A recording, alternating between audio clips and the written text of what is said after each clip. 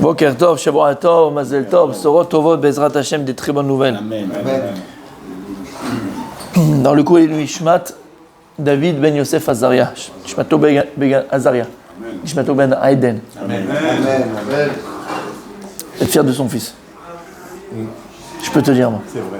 Il peut être fier de son fils. Je ne suis pas prophète ni fils de prophète.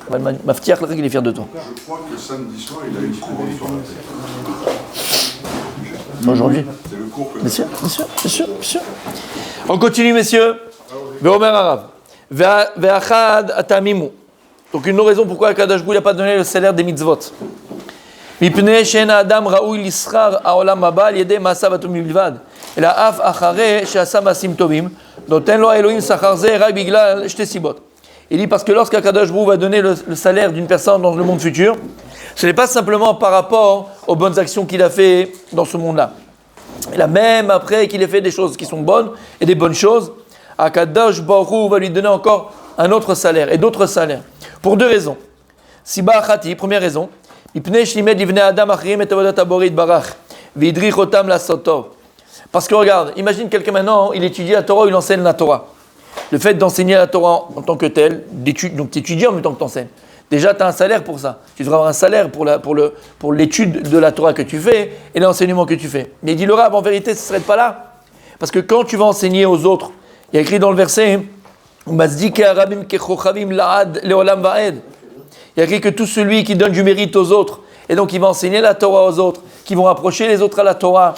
Mais Zaket Arabim, alors non seulement cette personne-là, quand Mashiach viendra, alors Akadosh Baruch Hu les fera briller comme les étoiles. C'est ça qu'on appelle les stars. Les vrais stars, c'est ceux qui s'occupent des autres. Les vrais stars, c'est ceux qui s'occupent de ses frères et de ses sœurs, qui les ramènent vers la Torah, qui les ramènent vers Akadosh Baruch Hu, qui les ramènent à garder Shabbat, Nida, Tarat HaMishpacha, toutes ces choses-là. Comme des étoiles. C'est ça une star. Alors il dit, quand tu vas enseigner, quand tu vas étudier, tu fais une mitzvah, tu dois avoir un salaire pour ça. Mais il dit, mais ça ne s'arrête pas là. Imagine maintenant que tu as enseigné à 10 personnes. Imagine maintenant que tu enseignes à 10 personnes. Et que Baruch Hashem, ces 10 personnes, elles sont imprégnées de cette Torah. Mais ce n'est pas simplement toi qui a gagné de cette Torah, de cet enseignement. C'est que maintenant, cette personne à qui tu as enseigné, elle-même, maintenant, elle va faire des mitzvot. Et toutes les mitzvot qu'il va faire, toutes les bonnes choses qu'il va faire, tout le qu'il va faire, tout le Shabbat qu'il va garder, c'est ton srout aussi à toi. Maintenant, il n'est pas seul, il y a aussi sa femme. Des fois, c'est la femme et des fois, c'est le mari. Ils ont des enfants. Maintenant, les enfants, Baruch Hashem, qui sont maintenant dans la Torah, dans les écoles, qui font les Mout Torah, Talmud Torah, et qui font Shabbat, tout ce que tu veux, ils vont se marier. Et eux-mêmes vont garder Shabbat. Et leurs enfants des enfants. Il y a Ensof. Donc, il n'y a pas de salaire possible. Dieu ne peut pas te dire combien de salaire, parce que je ne sais pas jusqu'à où ça va aller tes mitzvot. Je ne sais pas tes actions, quelle portée elles vont avoir. Je ne sais pas quelle portée tes actions elles vont avoir. Shamata. La portée des mitzvot, tu ne veux pas savoir. Tu l'as yodea. Celui qui s'est réprimandé, dans le bon sens du terme, qui s'est parlé aux autres, quelqu'un qui s'est parlé au cœur des autres. Kadosh Baruch Hu, il dit, alors sur lui vient Birkat Tov, il aura la bracha shlema d'Akadosh Baruch Hu. Birkat Tov. Vekashem mitzaref le'oved Hashem asrut shegam la'acherim liot tzadikim, ce que je viens de dire maintenant. Et donc maintenant, toi, bien sûr, tu as étudié, tu as enseigné, tu as un salaire sur ça, il est ponctuel. Mais regarde les conséquences, ce que ça va engendrer par rapport aux autres. Donc en vérité, toi, tu as engendré que même les autres vont être tzadikim. Et la srout mashu atzmo tzadik, vel srout emunat libo ateora, vel srout asevel shayalo biglal tzidkuto. Et donc il y a aussi les efforts que tu as fait pour enseigner, il y a les efforts que tu as fait pour pardonner. C'est vrai pour l'enseignement, c'est pour la tzedaka, c'est pour la charité. Quand tu donnes à une famille, quand tu donnes à une personne, cette personne tu l'as fait vivre, mais tu as fait vivre sa femme, ses enfants après, et peut-être tu as sauvé des générations. Tu as l'audace que tu as fait. C'est exponentiel la mitzvah. Donc tu veux quoi, le salaire du mitzvah? Mais parfois la mitzvah elle est ponctuelle, c'est vrai, voilà, tu as fait, c'est fini. Mais parfois la mitzvah elle va engendrer d'autres choses. Parfois la mitzvah elle va engendrer d'autres choses. Donc t'imagines une vie, mais tout ce que. C'est pour ça que la plus grande mitzvah. Hein, la mitzvah en elle-même c'est une vie. La vie, exactement, que la personne ne puisse faire, exactement. Donc t'imagines tout la mitzvah exponentielle que tu as. Donc comment Kadosh Baruch Hu peut te donner un prix sur ta mitzvah? Tu as tellement engendré de choses extraordinaires, ça a tellement d'engendrer ces d'autres mitzvot qu'il ne peut pas te donner un prix. Il n'y a pas de salaire. Des fois, c'est jusqu'à la fin des générations. jusqu'à la fin des générations. T'imagines, t'as un Issachar, d'accord? T'as un Issachar. Imagine, tu vas et tu donnes un Issachar. Mais tu te rends compte ce que tu fais? La plus grande tzedaka que tu fais? Non seulement tu permets à quelqu'un de vivre, mais en plus, tu as la Torah. Et par ton mérite à toi, il a la Torah, il étudie la Torah. Il y a plus de Torah dans le monde, donc t'imagines l'exponentiel de la mitzvah. Tu ne peux pas de salaire, je ne peux pas te dire combien tu vas avoir. Bezrat Hashem, c'est un end-sof. Et que peut-être ses enfants, et après lui, après les élèves qu'il a fait. Et combien de... C'est exponentiel. Il dit le Rav, c'est exponentiel. Voilà pourquoi Kadosh Baruch Hu, il n'a pas pu donner de salaire d'une mitzvah. Parce que la mitzvah, elle est exponentielle parfois. Et très souvent. Parce que ça ne touche pas simplement la personne à qui tu as donné ou tu as fait. Des fois, 100 jours même après. Azuna Seraoui et élaboré les kabel et Tsachar Ba'olam Haba. Et donc, c'est pour ça que Dieu il n'a pas pu te dire c'est quoi le Seraoui Ba'olam Haba. C'est pas fini en fait. Et il y a même parfois, tu es encore, après 120 ans en bonne santé, mais tu es encore au Olam Haba. Et les pérotes, c'est comme comment on appelle ça? Les royalties, exactement. Les investissements que tu as mis ici, que tu as fait ici, ils sont encore en train de tomber là-haut. T'es rentier là-haut, t'es rentier. T'es rentier. Tu te rends compte ce que ça veut dire? T'es rentier. Parce que le Chavetz Chaim, vous croyez qu'il reste à la même place? À chaque fois que tu parles et tu ouvres le Mishnah Berurah, à chaque fois que tu fais Chavetz Chaim sur la Shon Hara, à chaque fois, ça monte, ça monte. Alors imagine quand tu fais un cours du Chavetz Chaim, Mishnah Berurah ou bien Chavetz Chaim à la synagogue, et qu'il y a 200 personnes, 50 personnes, 50 qui t'écoutent, et qui vont prendre sur eux de ne pas parler à Shon Hara, ou Inalacha. Mais t'imagines pour le Chavetz Chaim là, où il y a En-Sof. Et c'est le meilleur investissement en vérité. C'est le meilleur investissement. Ça, c'est la première Siba. À Siba, c'est extraordinaire. C'est extraordinaire. Et donc, c'est pour ça qu'Hachem n'a pas pu donner le salaire des mitzvot, parce qu'en vérité, les mitzvot, mitzvah, goret, mitzvah, comme on dit, mais ça, c'est exponentiel. À Siba, Hacheniti, la deuxième raison, Chesed Elohim, Nedava Vetova. Comme chez Katou, Lucha Hashem Chesed qui atat Tlemish Kemaaseu. En fait, regardez ce qu'il dit. Il dit parce qu'en vérité, si Akadosh Baruch Hu, il avait donné un salaire au mitzvot par rapport à ton salaire que tu reçois à la Maba, alors on limiterait Hachem. Et Hachem, il est Chesed. Et par définition, que le Chesed d'Akadosh Baruch Hu, c'est Nedava Vetova. Il est illimité. Et donc Akadosh Baruch Hu, Kaviachol, ne peut pas donner une limite à son Chesed. Il est illimité. Tu ne peux pas comprendre ce que je peux faire pour toi, mon fils. Tu ne peux pas comprendre ce que je peux faire pour toi, ma fille. Et donc, si je te donnais un salaire, une étiquette et un prix à la mitzvah, tu penserais que je suis limité dans ce que je peux faire pour toi. C'est illimité. Le chesed d'Hachem, il est infini. Donc, Akadosh Baruch Hu, il n'a pas voulu de salaire pour te dire que, attends, Habibi, sache à qui tu fais affaire. Moi, quand je sais chesed, il dit Akadosh Baruch Hu, il est fini, mon chesed. Il n'y a pas de prix. Il n'y a pas un point de relativité aussi. Comment Il y a un point de relativité. C'est-à-dire donner un salaire, ça veut dire qu'il y en aurait une qui serait plus grande que l'autre et que... Il y a des choses qui sont plus importantes que d'autres, c'est vrai. Mais Hachem, il n'a pas voulu me montrer ça. Ah bah, voilà. Mais Hachem, pas par rapport à ça. Par rapport à lui, Kaviachol. Ne pense pas qu'il est limité à Kadosh Baruch Hu. Dans son chesed, il est infini. Non, mais ça veut dire que Dans sa bonté. La mitzvah, par exemple, tu dis Bouddha Vahem, il y a. Voilà, il n'y a que deux qui nous a dit dans ce monde-là, c'est quoi le salaire? Dans ce monde, c'est Achlut Shamim. Dans ce monde. Même ça, tu sais pas le quantifier. Ah, on ne sait pas le quantifier. Ouais. Longue vie. C'est quoi le deuxième? C'est Shiloh Haken. Shiloh Haken. Ah, ça, c'est autre chose. Non, c'est que tu peux, comment on appelle ça Non, tu peux Envoyer la maman. éprouver Dieu, Kaviachol. Tu peux éprouver Dieu en ça. Voilà.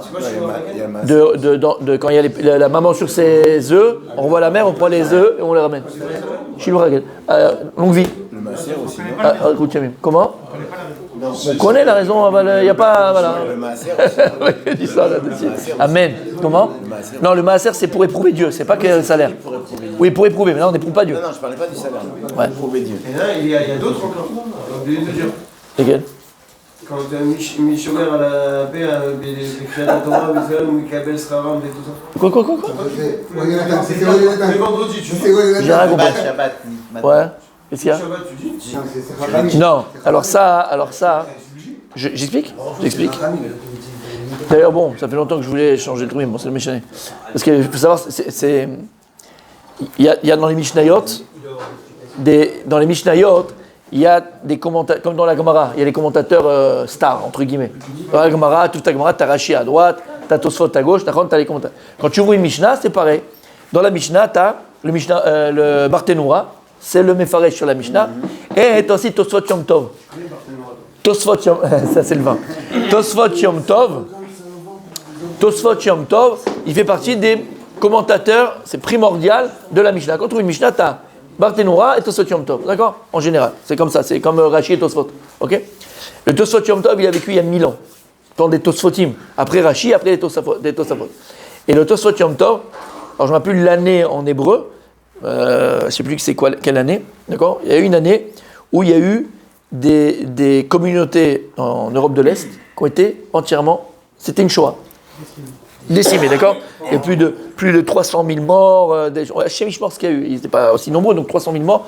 Il y a plus de 1000 ans. Mamas, c'était les Cosaques et les machins et tout. Ils sont rentrés dans des villages, dans des villes, et ils ont rasé. Il y avait des villes entièrement juives, faut comprendre, que des juifs. Ils ont rasé. Ils ont brûlé, ils ont rasé. Ça a été, c'est connu dans le monde ashkénaze, c'est une date importante même chez eux. C'est une date très très importante chez eux, où je n'ai plus la date exacte en hébreu, mais Mechila, ça a été des massacres. Non, moins, beaucoup moins. Non, beaucoup moins. Avant. Alors c'est avec les Cosaques, c'est avec je ne sais plus qui, d'accord, mais ça a été un massacre, d'accord, ça a été, bref. Et le Tosfot Yom Tov, lui, il a été sauvé, il a vécu ça, c'était son époque à lui. Il a vécu ça, et lui, il a été sauvé, il n'a pas, Hachem, il n'a pas... Et il a demandé à Hachem, il a demandé chez la Tralom, vous savez qu'on peut faire chez la Tralom. Il y a tout un processus à faire et demander à Hachem, il nous dise en rêve pourquoi. Soit Gdouché Elion, c'était des Gdouché Elion. Il a fait chez la Tralom, il y a tout un processus chez la Tralom pour demander à Akadosh Baruch Hu pourquoi il y a eu ce malheur, cette Shoah, il y a une petite Shoah, Et Akadosh Baruch Hu il lui a répondu, et toutes les synagogues ont été détruites, il n'y a plus de synagogue, plus de communauté, plus rien. Et Akadosh Baruch Hu lui a répondu, parce qu'il parlait dans la synagogue.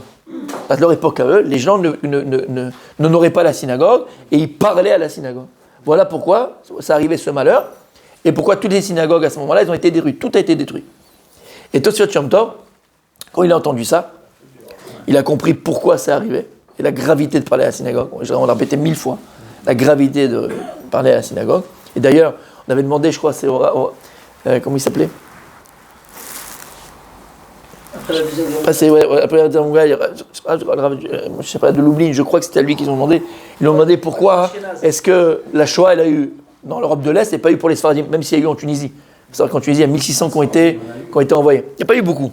Par rapport, il y a eu 1600 en Tunisie qui ont été envoyés à Auschwitz. Mais par rapport à 6 millions d'accord ? Voilà. Et pourquoi eux, ils n'ont pas vraiment été touchés ? Et il a répondu, parce que dans leur synagogue, ils ne parlent pas. Et nous, on parle. C'est sur la communauté de Salonique que les Juifs aussi parlaient, et celle de Rhodes n'ont pas été touchées. Exactement. Et ça, on avait posé, exactement. Et là, Tosfot Yom Tov, à son époque, il y a eu ça. Et donc, qu'est-ce qu'il a fait ? Il a composé une tfila. Et les Ashkenazim, eux, ils ont l'habitude de le faire exactement le Shabbat matin, où ils font cette prière du Tosfot Yom Tov. Maintenant, nous, ce qu'on dit, c'est exactement la prière du Tosfot Yom Tov, mais qui a été trafiquée. Je ne sais pas pourquoi. C'est la tfila du Tosfot Yom Tov. Tu prends un Sidour Ashkenaz, tu prends Shabbat matin, il y a la tfila qui a à peu près ça, mais c'est Chaval, c'est pas la même. Alors qu'on a la tfila du Yom Tov, c'est la tfila du Yom Tov. Oui, il faut la faire, c'est ça qu'il faut faire. Mais à chaque fois, j'oublie de faut le faire celle-là, parce qu'elle est trafiquée un peu, quoi. Mais c'est dommage. C'est la tfila du Yom Tov, à quelques mots près qu'elle a été enlevée, qu'on a été machin, mais c'est Tosfot Yom Tov qui a fait ça. Ils font tous les matins. Exactement. Donc c'est lui qui a fait ça. Hein. Et donc pourquoi je te dis ça ? Non, c'est pas ça. Non, c'est pas ça. Ça c'est autre chose. Ça c'est après. Non, c'est pas Igdal, c'est après le matin. Ça c'est quand il y a le Sefer Torah. Avant, ils disent, après la lecture, ils font ça. D'accord ? Non, c'est quand on sort le Sefer Torah le matin. Tout ça pour dire quoi, Rabbi Julien ? Que d'abord, c'est une fila du Tosfot Yom Tov de veille de 1000 ans. Et c'est le Tosfot Yom Tov. Tosfot Yom Tov, il y a à peu près 800 ans. Ah, le Rochot de la botte ? Tosfot Yom Tov. Ouais, il y a à peu près 800 ans. Écrit Tosfot Yom Tov, on va voir Bidiou quand c'est. En 1917, il y a eu des gros pogroms. Oui, non, mais c'est pas ça. 120 000 morts. Ouais, mais c'est pas. Bien sûr, mais c'est pas ça. Là, c'était 300 000 et il y a eu. Ils n'étaient pas beaucoup à l'époque. Ils étaient quoi ? Ils étaient 800 000. Ils n'étaient pas comme aujourd'hui, d'accord, à 1000 ans. 579 et 654. Alors, je vois, Mechila, alors c'est combien ? C'est encore plus tard. Rabbi Yom Tov Liebman Heller, c'est ça ? Tosfot Yom Tov, il y a écrit ? C'est ce qui a marqué, ouais. Si c'est Tosfot Yom Tov, oui. Un peu de son prénom. C'était qui Ils disent 1579. C'est possible. C'était le temps République tchèque. C'est possible. Tosfot Yom Tov. T'as écrit Tosfot Yom Tov? Un commentaire sur la Mishnah. Voilà, ça c'est lui. Pas là, c'est lui. Vérifier et approfondir les Et il va te dire en quelle année c'était le Hashmad. Donc 1579. Ils vont te dire quand il y a eu. C'était les Cosaques qui ont. Alors c'est les Cosaques à ce moment-là. Attends, je vais regarder. Ouais, regarde. En tout cas, pourquoi je te réponds à ça? Parce que tu as dit pourquoi on le fait. Là-bas, quand on le fait, c'est pas que c'est un salaire. C'est lui, le Rav, qui a fait cette fille-là pour donner un salaire aux gens, pour leur dire voilà, si vous vous taisez. Comment? Il y a marqué clairement. Oui, mais c'est lui, c'est le Rav, c'est pas la Torah, c'est pas Kadosh Baruch Hu. Lui, il a fait un pour donner du srout aux gens, mais pour donner du srout aux gens. Que celui qui se tait, celui qui parlera pas, et machin, alors lui, il a fait une bracha, comme il fait une bracha. Tu vas chez Rabbi Yosef, il fait une bracha. Tu vas chez le Rabbi, il fait une bracha. Lui, il te fait une bracha. Que t'es la parnassa, c'est pas Hachem qui a dit que tu la parnassa. Lui, il veut te faire une bracha pour que si tu te tais, tu parles pas, tu fais, tu comprends? C'est pas le salaire des mitzvot. C'est si tu te tais à la synagogue et tu parles pas à la synagogue, alors qu'Akadosh Baruch Hu vous donne les enfants, dans la Torah, la parnassa, la briout. C'est une bracha qu'il a fait. D'accord? Et donc, même, sur une deuxième explication, donc, une partie de la raison de la Shoah, alors, c'est parce que les Juifs parlaient dans la synagogue. Ça, c'est je crois que c'est le Rabbi Dulbin, je ne sais plus qui a dit ça, mais il a dit pourquoi il n'y a pas eu là-bas, il y a eu chez nous. Pourquoi on n'a pas été protégé? Pourquoi ils n'avaient été protégés? C'est pas tout la Shoah. Mais pourquoi on n'a pas été protégé? Parce qu'on parlait à la synagogue. Et alors qu'il disait que là-bas, chez les Sfaradim, ils ne parlaient pas à la synagogue. Et c'est tellement vrai. C'est tellement vrai. En Afrique du Nord ou en machin, mais il n'y a personne qui osait prononcer un mot. Personne ne parlait à la synagogue. Il était jeté, on le jetait. Il le jetait. Il prenait par le truc, il le jetait. Une fois, il disait tais-toi, il parlait, il le jetait par la chemise, par la chalouk, par la djellaba. Bien sûr, c'est grave. C'est pourquoi on répète, bien sûr. Bien sûr, on est tous dans le même bateau. Mais il ne faut pas parler à la synagogue. 1500 et quelques. Comment? 1500 et quelques, voilà. Et on a la tefila, donc il faudrait faire cette tefila là parce que c'est la vraie tefila de. C'est Chabad, c'est dommage. Tu l'as? Il a fait. Mais regarde, ta Shmad où il a vécu, il y a écrit, ils doivent te dire. C'est sûr. On l'a fait, mais elle a été trafiquée, il faut la refaire. La normale, comprendre la normale. Si la normale c'est Ashkenaz, pourquoi la Bon, bien. Top, messieurs, on a appris deux choses.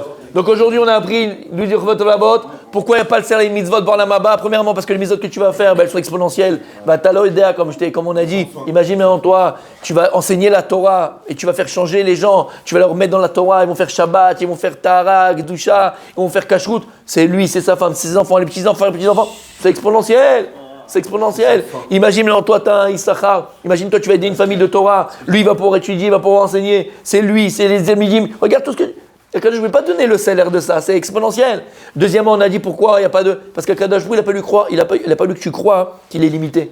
Le chesed d'Hachem, il est infini. Si je te dis, voilà, tu fais ça, tu reçois ça, tu crois que quoi? Je peux te donner que ça? En fait, le chesed d'Hachem, il est encore plus que ça. Il est infini. Donc Dieu, il ne veut pas se limiter devant toi et devant nous. Parce qu'il n'est pas limité, Akadosh Baruch Hu. Pas qu'on pense une seconde qu'il est limité.